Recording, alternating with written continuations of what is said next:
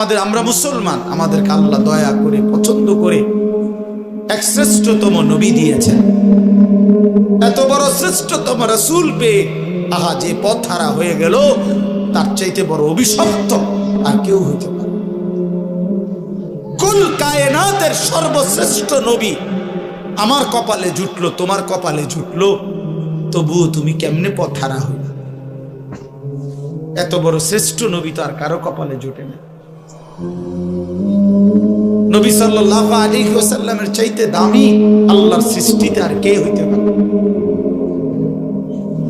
তার চাইতে সুন্দর আমাদের নবীর চাইতে কে? তিনি এমন কে আছে?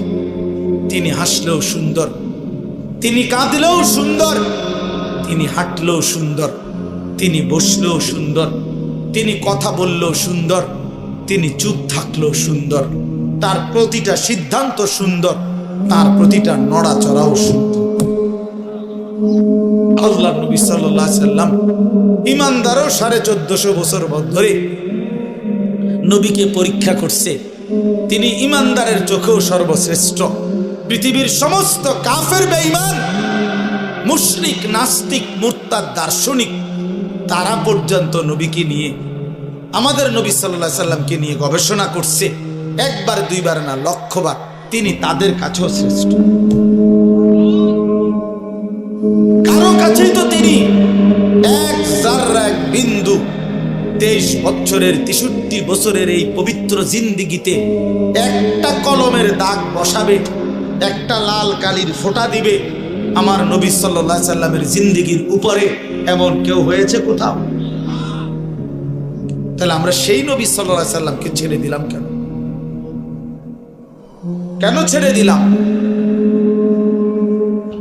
এই জন্য দয়া করে ভাবতে শিখি। আমরা বাবাদেরকেও বলি, নওজোয়ান ছেলে তোমাদেরকেও বলি, পর্দার আড়ালের মা বোনদেরকেও বলি, মা আখিরাতের ফিকির করেন।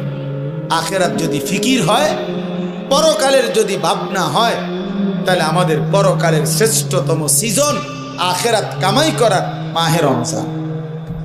মাহে রমজান আমাদের সামনে। মাহে রমজান, রমজান মানে ভিন্ন কিছু। রমজান মানে আখিরাতের মাস, রমজান মানে মেহনতের মাস, রমজান মানে পরিশ্রমের মাস, রমজান মানে দুনিয়া ভুলে জান্নাত কামাই করার মাস। রমজান সিজন, রমজান মৌসুম, আখিরাতের মৌসুম, আখিরাতের মৌসুম, পরকালের মৌসুম। অতএব বাবা, এত বড় রমজানকে সামনে আল্লাহ যদি কারো হায়াতে দেয়, আল্লাহ যদি দয়া করে রমজান পর্যন্ত পৌঁছায়, সেই রমজানকে পেয়ে কেউ যদি নিজের জিন্দেগিটা গড়তে না পারে, তার উপরে আল্লাহর লানত ছাড়া আর কিছু